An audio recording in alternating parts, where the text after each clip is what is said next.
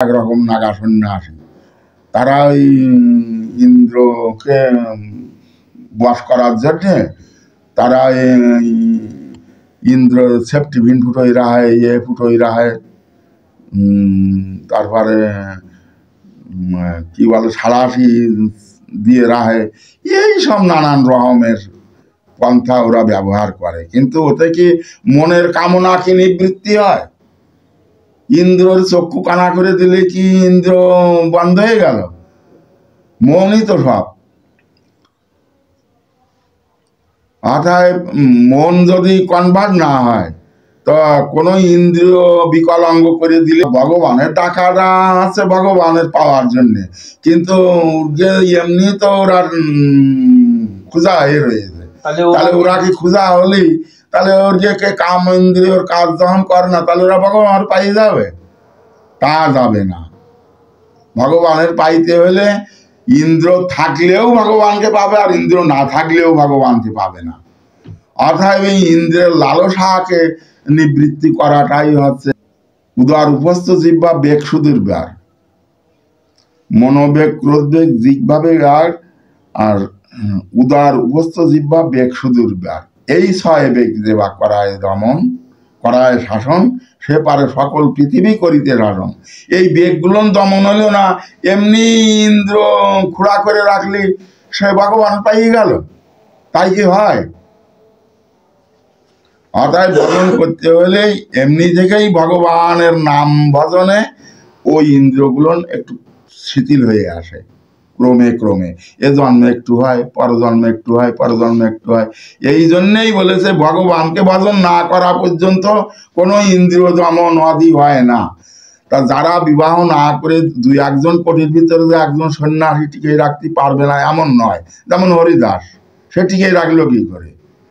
ওই রকম কত বাবাজিরা আছে যারা মহাপ্রভুর গণের ভিতরে, রায় রামানন্দ একজন, স্বরূপ গোসাই একজন, স্বরূপ দামোদর, এসব পূর্ব জন্মার্জিত, এদের কথা বাদ। কিন্তু শতকরা 99.5 জনই টেকে না সন্ন্যাস। এই জন্য মহাপ্রভু বলেছেন কলিযুগে সন্ন্যাস গ্রহণ বর্জ্য। কেন? এখন এই সামান্য বয়স তব প্রথম যৌবন, এ বয়সে ভোগ সুখ হয় আচরণ, তাহারে করিয়া ত্যাগ কোন বিধানেতে, সন্ন্যাস গ্রহণ করিয়া আছো তুমি এই বনেতে।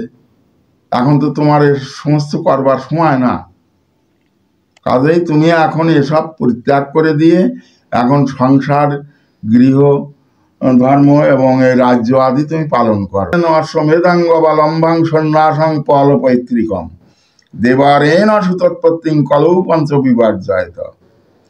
অর্থাৎ অশ্বমের যজ্ঞ, গোমের যজ্ঞ, নরমের যজ্ঞ, সন্ন্যাস এবং দেবরের দ্বারা পুত্র উৎপাদন, মানে দেওর বিয়ে করত, এই সমস্ত কলিতেই 5টা কর্ম বর্জন করবে। মহাপ্রভু তো নিষেধ করে দিয়েছেন।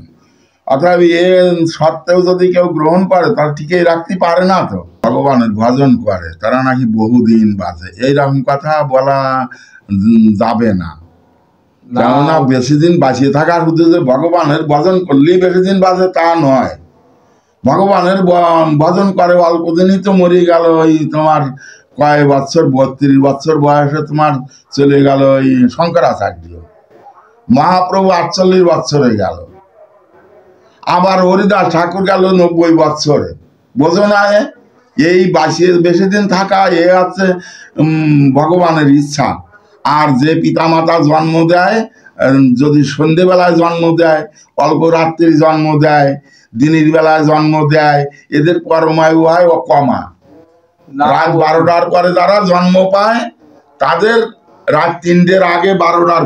এমনি বেশিরভাগই কথা যে যারা ইন্দ্র দমন করে ব্রহ্মচর্য পালন করে ভগবানকে ভজন করে তারা বেশি দিন বাঁচার কথা এবং বাঁচেও।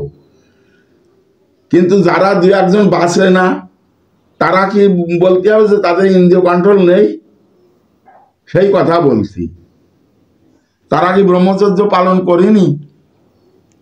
এবং ইন্দ্রিয় দমন করে রাখলেই, ব্রহ্মচর্য পালন করলেই যে আবার বেশি দিন বাঁচবে এমনও নয়। এই পরমায়ুটা